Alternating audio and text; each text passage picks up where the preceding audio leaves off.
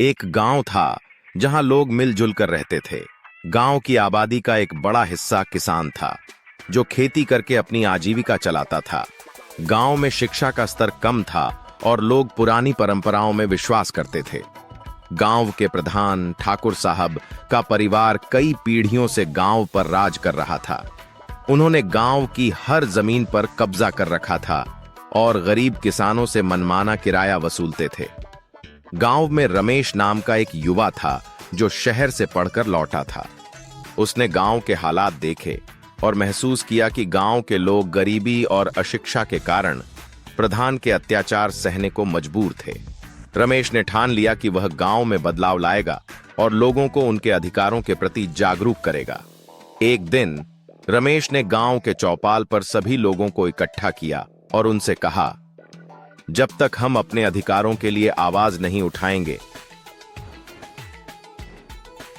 तब तक हमारा शोषण होता रहेगा।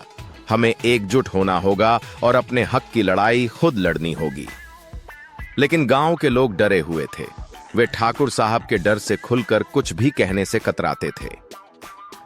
रमेश ने शिक्षा का महत्व समझाया और लोगों से कहा कि अगर उनके बच्चे पढ़ लिख जाएंगे तो वे प्रधान के चंगुल से आजाद हो सकते हैं। कुछ लोगों ने उसकी बात मानी और अपने बच्चों को स्कूल भेजना शुरू कर दिया। धीरे धीरे गांव के कुछ और लोग रमेश के साथ खड़े होने लगे।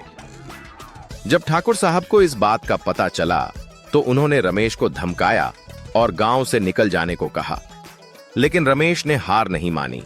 उसने गांव में एक महिला संगठन भी बनाया ताकि महिलाएं भी अपने हक के लिए खड़ी हो सकें। यह संगठन जल्दी ही प्रभावी हो गया और महिलाओं ने भी ठाकुर के खिलाफ आवाज उठानी शुरू कर दी। गांव में अब बदलाव की लहर चल पड़ी थी। लोग एकजुट हो गए और ठाकुर साहब के अत्याचारों का विरोध करने लगे। आखिरकार गांव वालों ने एकजुट होकर पंचायत में प्रधान का पद छीन लिया और रमेश को नया प्रधान चुना। रमेश ने गांव के विकास के लिए शिक्षा, स्वास्थ्य और समानता को प्राथमिकता दी। धीरे धीरे गांव ने तरक्की की और लोग खुशहाल जीवन जीने लगे। यह कहानी बताती है कि अगर लोग एकजुट हो जाएं और अपने अधिकारों के प्रति जागरूक हों, तो किसी भी सामाजिक समस्या का समाधान निकाला जा सकता है।